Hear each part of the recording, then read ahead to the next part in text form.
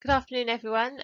This is just a short presentation to introduce you to the Roman finds that have been uncovered during the archaeological works undertaken within the Sherford New Community Development Site near Plymouth in Devon. Sherford New Community is a development of 485 hectares for 5,500 houses and associated infrastructure and landscaping. The project was conducted in several stages by Wessex Archaeology between January 2015 and January 2020, and the works form part of an ongoing programme of archaeological mitigation associated with this development. The programme of works is expected to span several years and has entailed additional phases of investigation carried out by other archaeological contractors. The area investigated by Wessex Archaeology covers 44 hectares and entailed area excavations, trial trenching and watching briefs.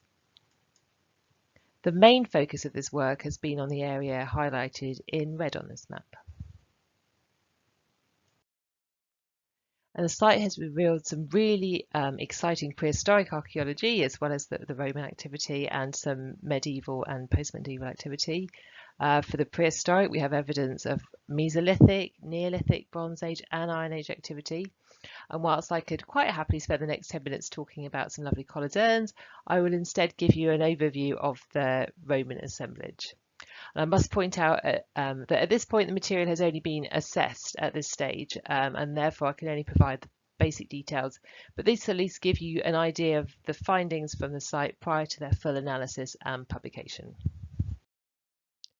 The archaeological works have revealed the remains of a small Romano British settlement or farmstead associated with a ditched enclosure complex, as well as a number of pits, post holes, hollows and small ovens or kilns, and a possible ditched stock enclosure. There are also other ditched enclosures and land divisions that have been identified across the site. We have evidence for mortuary activity, which includes 14 inhumation graves, and the remains of a few potentially Romano British or possibly prehistoric cremation burials, all unearned, and other cremated related deposits found scattered across the excavated areas. Of particular note were the well-preserved remains of a stone-built structure, probably a large crop drying oven. Sampling of the associated deposits yielded abundant charred cereal grains and chaff belonging to hulled wheats and hulled barley, as well as the remains of various wild species. A varied finds assemblage also came from the crop drying oven. This includes large amounts of animal bone, pottery, and fragments of redeposited human bone. The pottery includes a jar with grooved rim in the local South Devon ware, and that's a 4th to 5th century date. Amongst the most interesting elements of the finds assemblage from this feature is part of a lead alloy flat dish. It's in poor condition, the rim's missing, hampering identification of the form, but it may be a Peel 1967 Type 2C with cast foot ring and substantial bead of 4th century date. Now, this might have been carefully placed, perhaps with other items, to mark the decommissioning or closing of the oven. Finds from the graves are predominantly iron objects, including hobnails that were found in 7 inhumation graves, a cremation grave and 1 cremation-related deposit. The remains of 1 piece of footwear were block lifted and x-rayed, as you can see here. Also, we have possible coffin nails that were recovered from 4 of the inhumation graves, a cremation grave and a cremated-related deposit. And the graves appear to have been deliberately sited with reference to 2 Bronze Age barrows on the site and or possibly the local bridge stream.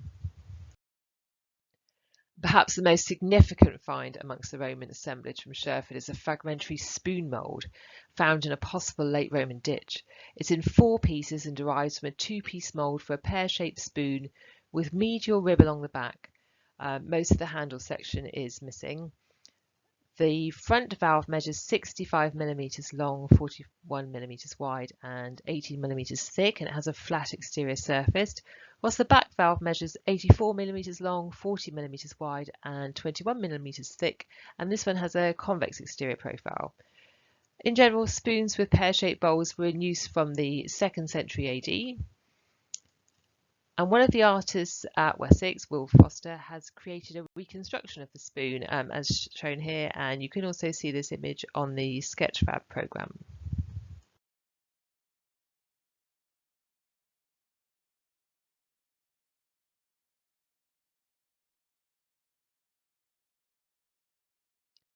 The Roman finds assemblage from Sherford is really dominated by the pottery.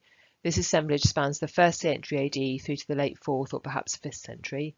The range of pottery fabrics identified is comparable with that seen at other sites within the area, such as Mount Batten, from a number of sites along the southwest reinforcement gas pipeline, at Alacross, and from slightly further afield at Exeter, for example.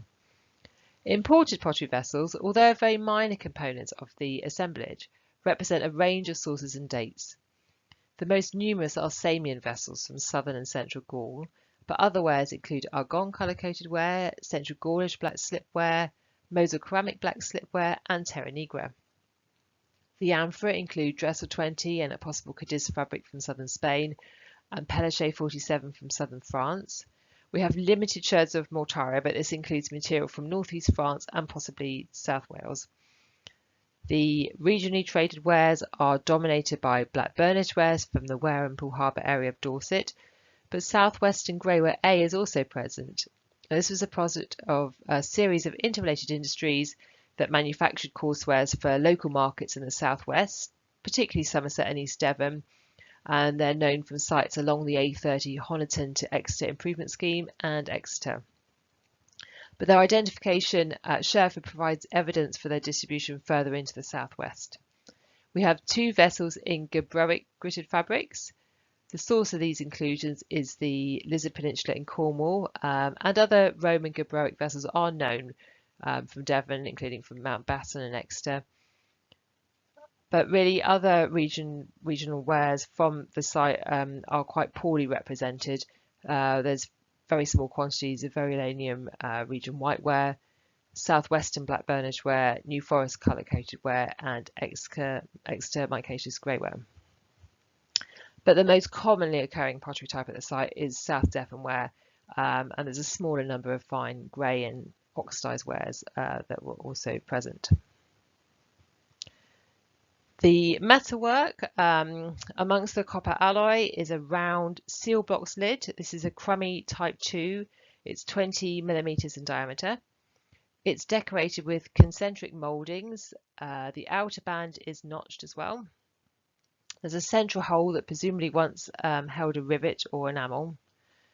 We have a copper alloy stud head also found in that same feature, and this has a glassy deposit on the underside. Other copper alloy items include a complete small plain bracelet.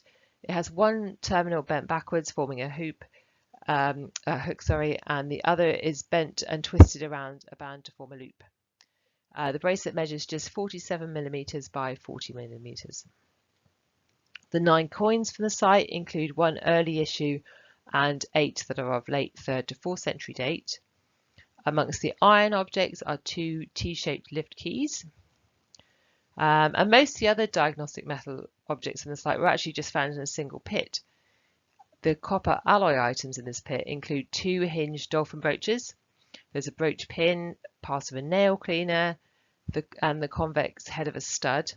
Iron objects in the same pit include an iron weight, what appears to be part of a bladed tool, 12 hobnails or tacks, and 23 nails.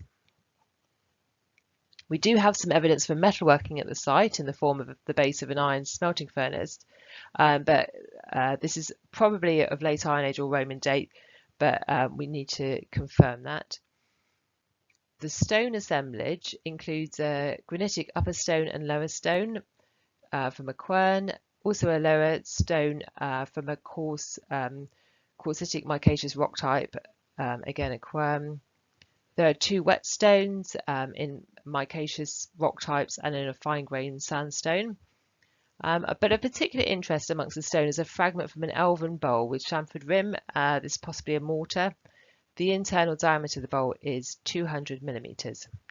And although vessels in this material are more commonly known from Cornwall, we do have a small number known from Devon. There is a slate disc or counter and 2 fragments of slate roofing tiles. So that's just a very brief summary of the Roman finds from Sherford, but we do hope to be able to share the results of our more detailed analysis with you in the future. But if you do have any questions in the meantime, please do feel free to get in touch, and thank you very much for listening.